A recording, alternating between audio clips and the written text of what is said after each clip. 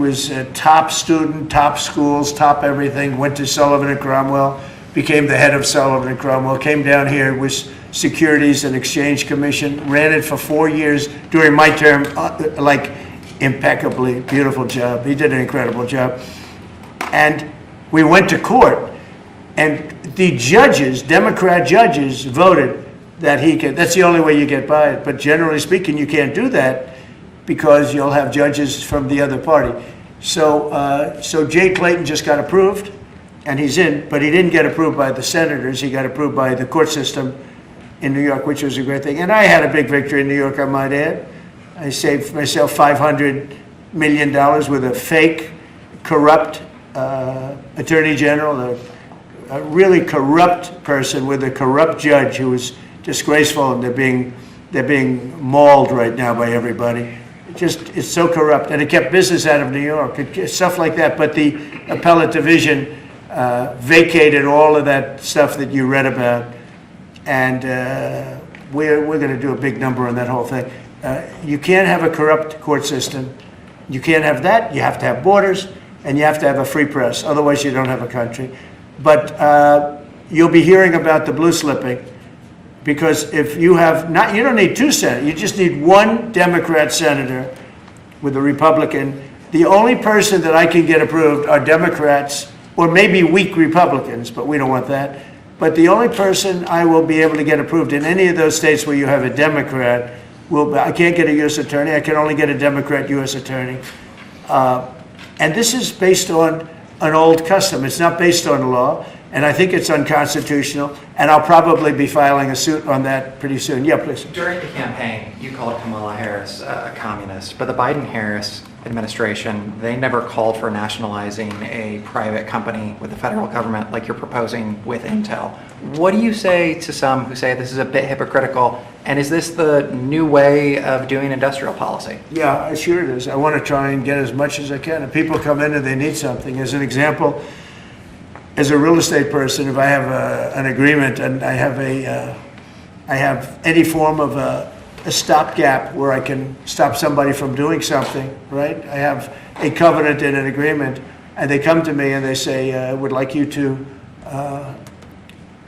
something, but you have us restricted. If I do that, they usually have to pay. Now, in the case of Intel, it was interesting, but I hope I'm going to have many more cases like it.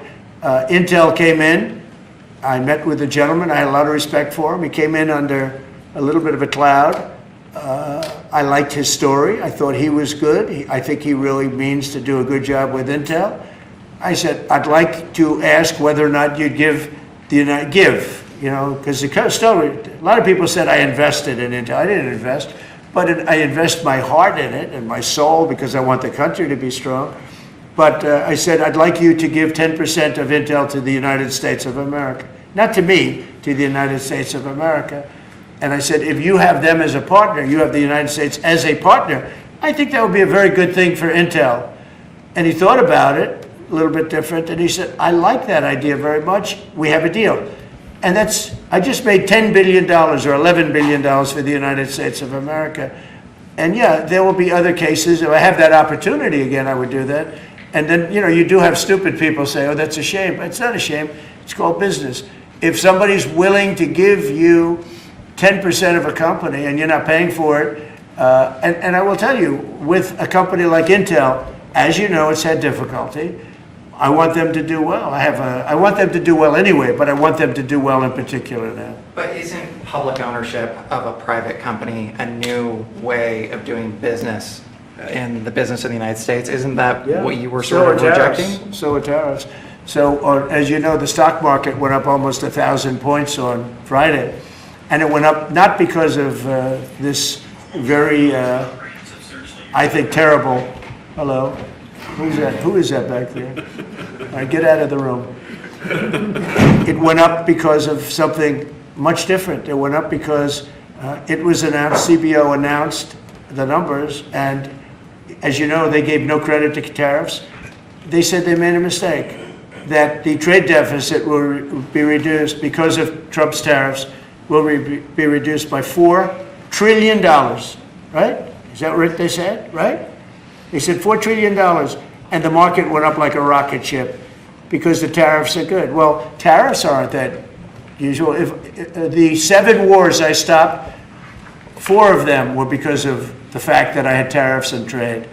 And I was able to say, well, if you do this, if you go fight and you want to kill everybody, that's okay. But I'm going to charge you each 100% tariff when you trade with us. You know what? They all gave up. I stopped 7 wars. Numerous of them was because of tariffs. So, you never knew the word tariff. It didn't exist really, essentially, in this country until actually in the 1870s up till 1913 it existed. And we were the richest country. We were richer then, proportionately, than at any time in the history of our country. And then, stupidly, in 1913, they said, let's go to the income tax way of life. Let the people pay instead of foreign countries. No. We're taking in trillions of dollars in tariffs, and we're stopping wars because of tariffs. So that's not so normal either. But you know what? Other countries did it to us, and now we're doing it to other countries. You rolled out boots on the ground in Ukraine, but how would air support as part of a security guarantee be any different? Those U.S. Well, you airmen... really went from one question to the next. You go from one. I expected him to at least challenge me a little bit. Now we're talking about boots on the ground. But U.S. air assets over the skies of Ukraine as part of a security guarantee, wouldn't those U.S. airmen also be Well, in you danger? don't know what security guarantee is because we haven't even discussed the specifics of it. And we'll see. Number one, Europe is going to give them significant security guarantees, and they should because they're right there. But we'll be involved from the standpoint of backup. We're going to help them. And I think if we get a deal, and I think we will, but if we get a deal, you're not going to. I don't believe you're going to have much of a problem. But we'll back it up because I want to stop seeing people being killed. When Biden was here, he gave $350 billion. You know this from covering business. $350 billion to Ukraine. I said that Zelensky's the greatest salesman I think I've ever met, better than P.T. Barnum, because he'd come to the country, he'd walk out with $50 billion every time. He actually came here once, he walked out with $100 billion. We're up to $350 billion. I got $1 trillion worth of rare earth that we have from the country because I felt badly for our taxpayer. But I did something else at the NATO meeting. They are wealthy countries, but they weren't paying. And we don't pay any money to Ukraine anymore. Do you know that? In fact, it's the opposite. They request through NATO, we deal with NATO. We don't deal really with Ukraine. NATO requests missiles. They want Patriots. They want missiles. We give the missiles to NATO. NATO pays us in full and does what they want. I mean, I think they give them mostly they can do other things with them too because we're dealing with NATO. We pay no money to Ukraine. We gave $350 billion to Ukraine. If we didn't give that kind of money, and I was the one that gave the javelins, if you remember. I gave the javelins. They were very effective. They say Obama gave sheets and Trump gave javelins. They were very effective with those tanks right at the beginning. But you would have never had a war if I were president. You would have never had a war. Just to finish, we spend no money on Ukraine anymore. We were getting fleeced by a president that didn't know what he was doing. To be honest, I don't blame Ukraine. I mean, if they come and ask for $100 billion, then they get it. But we were in for $350 billion. Now, we make money. I don't want to make money on Ukraine. I want the war to end because I want to save all those lives. I want to just say, but just so you understand, we're no longer losing money on that thing. We were losing money hand over fist. And now we don't lose any money. Now we sell weapons to NATO. Because NATO agreed, because of me, to go to 5%. They had 2% and didn't pay. Now they have 5% and they're all paid up. So they have trillions of dollars and they give us that money. But I really want the war to end, and we're going to get it ended. Mr. President, this is a historic summit here with Ukrainian President Zelensky. European leaders all met here with you at the White House. You said you wanted to get this done bilateral as soon as possible. Have you spoken to Putin since last Monday? Yeah, I have. What is your conversation? Or can you share? Every conversation I have with him is a good conversation, and then unfortunately a bomb is loaded up into Kyiv or someplace, and then I get very angry about it. I think we're going to get the war done. It's tough. I thought that would be, of the 7 that I settled, I thought that would be the easiest of the group. See, you never know what's going to happen. You know, war, strange things happen in war. The fact that he went to Alaska, our country, I think was a big statement that he wants to get it done. That was not easy for him to go to Alaska, you know, for him to come here. But the fact that it was a very successful day for other things, because, you know, we're also talking about missiles, nuclear. We're talking about a lot of different things.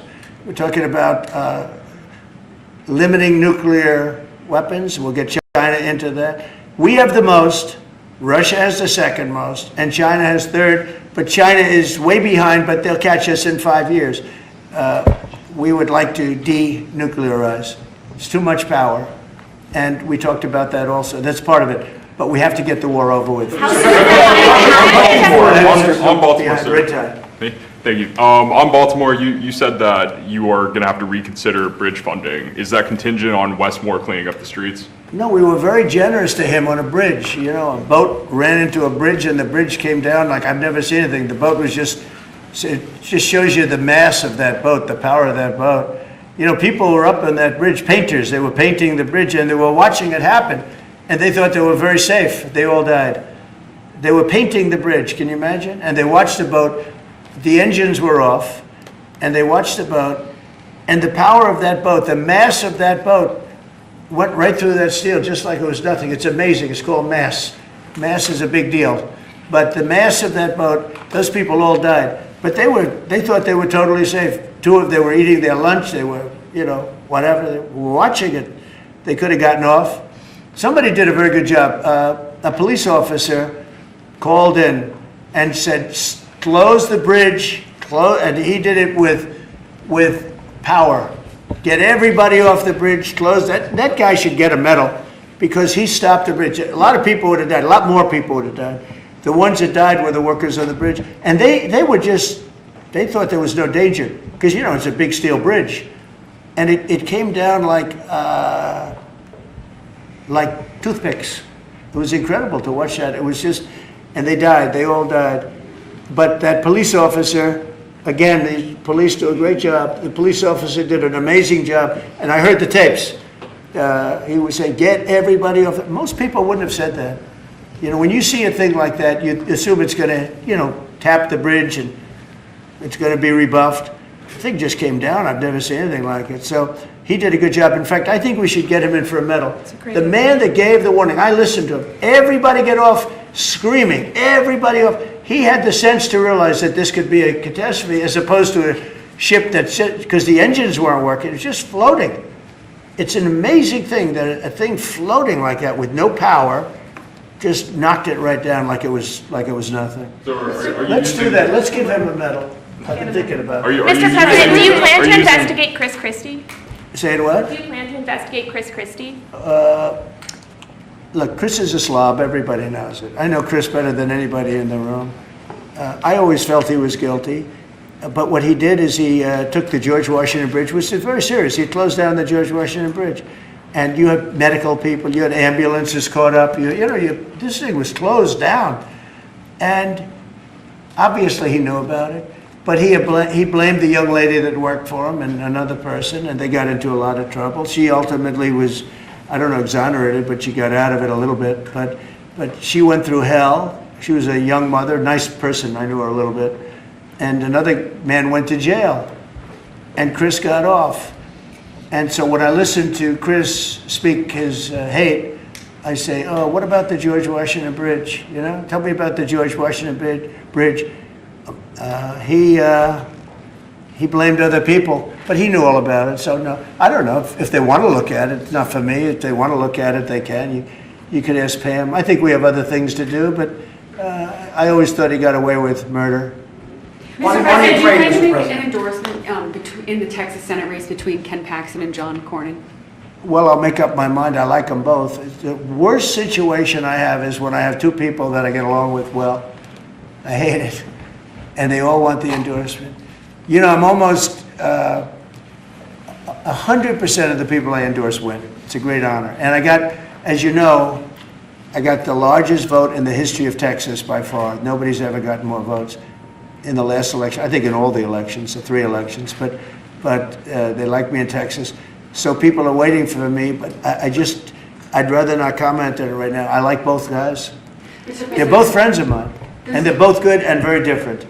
There's some talk among congressional Republicans about another reconciliation bill. Where do you fall on that, and what would you like to prioritize? Well, I don't want to do cutting. I want to save all the different things. I'm going to cut things that are unnecessary, but the one thing I said, and I gave my word, we're not going to hurt anybody on Medicaid, Medicare, or Social Security.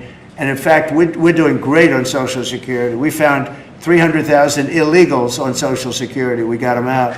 And, you know, things like that make Social Security very, very strong. So, no, I am very big into certain things, and one of those three, you could say three of those things, are Medicare, Medicaid, Social Security. We're going to protect it. And so we'll see how everything works out. If we're talking about rescissions on other things, I'm always open to cost cutting. If we can cost cut, I like it, but nothing's going to happen to medical. We have something coming up, favored nations, where I'm going to be reducing drug prices by 1,500% where a pill that sells in Germany for $10 costs $150 here because of the bad and I was all set to do it, and then we had the COVID come up, and I had to focus on that because we had the greatest economy in history in my first term.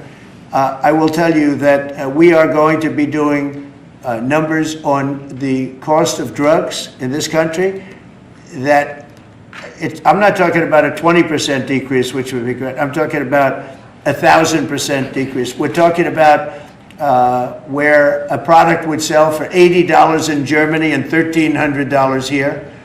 We're not going to do that. We were subsidizing the entire world, and we're not doing it anymore. I informed the drug companies. I informed the world. And if the world wants to, if countries in the world don't want to go along, then I'm going to put tariffs on those countries, and we'll make more money. But they have to go along with it. So this is moving along rapidly. Dr. Oz is in charge, Bobby's group, and they're doing very well. And we're getting great cooperation from the drug, because the drug companies know it's unfair. You know, for years they'd say, well, we had to do research, and we had to do.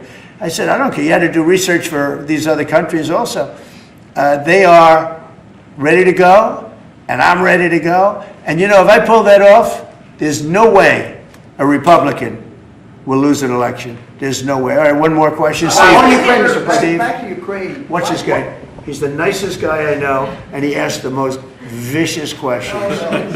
Why do you think President Putin is so reluctant to meet with President Zelensky? Because he doesn't like him. He doesn't like him. You know, they don't like. I have people I don't like. I don't like to meet with them. Sometimes I do like to meet with people I don't like. So how do you get them together? They don't like each other, really.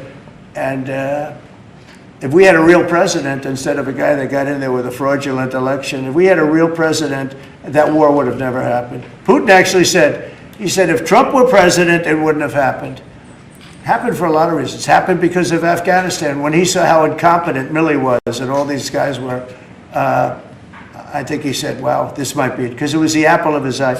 It would have never happened if I were president. Mr. President, you have built a relationship with Russian leaders and also North Korean leaders. As they are getting closer, how would that affect your diplomatic approach? Well, I have very good relationships with Kim Jong-un, North Korea. I mean, a lot of people would say, oh, that's terrible. No, it's good. In fact, someday I'll see him. I look forward to seeing him. He was very good with me. We had 2 meetings. We had 2 summits.